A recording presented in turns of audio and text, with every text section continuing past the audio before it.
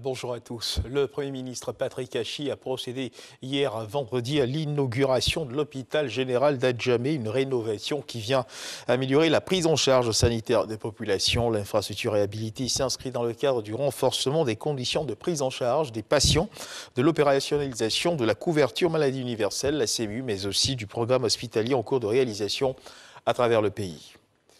Toujours hier, vendredi, la Haute Autorité pour la bonne gouvernance a tenu un point de presse relatif à la répression des faits de corruption. Le secrétaire général de l'institution a annoncé que grâce à l'action du pôle pénal et économique et financier du parquet d'Abidjan, 473 personnes ont été inculpées. La justice a déjà prononcé la condamnation pour 60 dossiers et ainsi ordonné la confiscation au profit de l'État des biens, meubles ou immeubles qui ont servi les dits blanchiments de capitaux ou des produits tirés de l'infraction. À bientôt, 100 000 jeunes femmes et hommes pourront réaliser leurs projets en Côte d'Ivoire, cela grâce au développement d'un modèle d'affaires innovant et axé sur la durabilité pour au moins 5 000 entreprises start-up. Le protocole d'accord avec ces trois ministères vient d'être signé. Le reportage de Walter Amadou Ouattara. Cette signature de convention porte sur plus de 3 milliards de francs CFA par an. C'est le soutien que le PNUD, Programme des Nations Unies pour le développement, va octroyer à la Côte d'Ivoire afin d'aider à la création de 5 000 entreprises.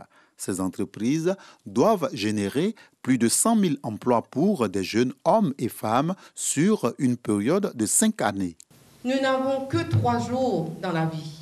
Il y a hier, aujourd'hui et demain. C'est donc aujourd'hui, tout de suite, qu'il nous faut donner aux jeunes et aux femmes les moyens de leur autonomisation. Dr Kofi Nguessan, ministre de l'Enseignement technique, de la formation professionnelle et de l'apprentissage, Félix Anoblé, ministre de la promotion des petites et moyennes entreprises, de l'artisanat et de la transformation du secteur informel, ainsi que Mamadou Touré, ministre de la promotion de la jeunesse, de l'insertion professionnelle et du service civique, se félicitent de la signature de ce protocole d'accord. En effet, dans le cadre de cet accord, le PNUD et les ministères impliqués contribueront à créer les conditions afin que les jeunes puissent travailler sur leurs différents projets visant à transformer leurs idées en structures opérationnelles. Cette cérémonie de signature vient témoigner une fois de plus de la qualité de la coopération entre les Nations Unies et la Côte d'Ivoire. C'est pourquoi je voudrais saluer et encourager votre dévouement et votre engagement à l'égard de ce programme qui revêt une importance capitale pour la Côte d'Ivoire au regard de son impact positif sur l'employabilité et l'autonomisation des jeunes. La signature du protocole d'accord de ce jour augure de perspectives meilleures qui permettront, à ne point douter, de revitaliser l'innovation entrepreneuriale et renforcer la synergie autour de l'entrepreneuriat des jeunes. Cette convention, qui s'inscrit dans le cadre du projet Soutien à l'innovation entrepreneuriale des jeunes hommes et femmes en Côte d'Ivoire, vient pour renforcer les efforts du gouvernement qui ont entre autres permis l'insertion socio-économique de 60 000 jeunes à travers le financement des activités génératrices de revenus par le biais des opérations Agir pour les jeunes. Et dans l'actualité internationale au Mali, les élections législatives et présidentielles doivent se tenir selon le calendrier officiel fin février 2022. Une délégation de la mission du Conseil de paix et de sécurité de l'Union africaine a achevé hier vendredi une visite de 4 jours dans le pays. Les autorités maliennes ont rassuré cette délégation quant au respect du calendrier électoral. Le chef de la délégation, Adeleke, président en exercice du Conseil de paix et de sécurité de l'Union africaine, affirme également que les autorités maliennes qui il a rencontré annonce pour bientôt la fin des restrictions imposées aux anciens présidents et premiers ministres renversés et en résidence surveillée depuis fin mai dernier.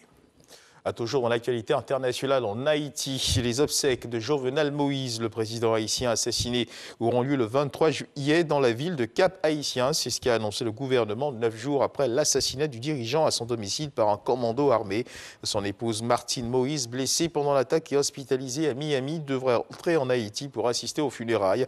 C'est ce qu'a précisé le Premier ministre par intérim Claude Joseph lors d'une conférence de presse qu'il a animée hier vendredi. Et puis on termine avec cette information dans l'actualité internationale. Toujours en Allemagne, le bilan des intempéries dévastatrices a encore grimpé, atteignant au moins 133 morts dans le pays. C'est ce qu'a annoncé ce samedi la police locale dans un communiqué, ce qui porte à 153 le nombre de décès en Europe. Selon les informations actuelles, 90 personnes ont perdu la vie pendant la catastrophe dans la région de Rhénanie-Palatinat. L'une des plus touchées, c'est ce qu'a indiqué la police de Koblenz. Ce bilan s'ajoute aux 43 décès survenus en Rhénanie du Nord-Westphalie, une autre région allemande frappée par la catastrophe, et aux 20 morts enregistrés en Belgique. C'est sur cette information que se referme ce flash d'information. Je vous retrouve à 13h pour le journal.